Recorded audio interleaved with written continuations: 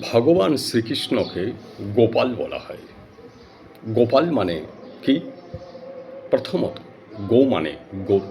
যারা প্রাইমারি স্কুলের ছাত্র, যাদের লেভেল লো আছে, তাদের কাছে গো মানে গরু, অর্থাৎ গরু পালন করে, যে গরু চড়াইছে।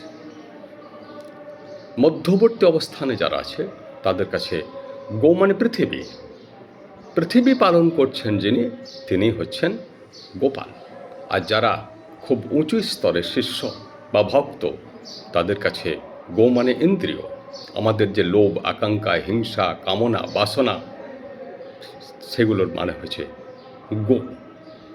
তিনি সেগুলোকে পালন করেন, অর্থাৎ ইন্দ্রিয়কে কন্ট্রোল রাখেন উনি।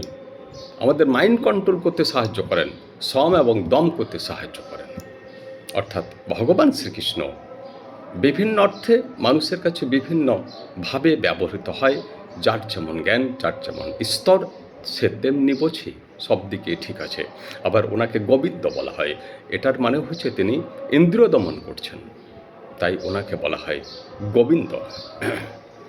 ভগবান শ্রীকৃষ্ণের যে কীর্তন করে, সে সদানন্দ থাকে।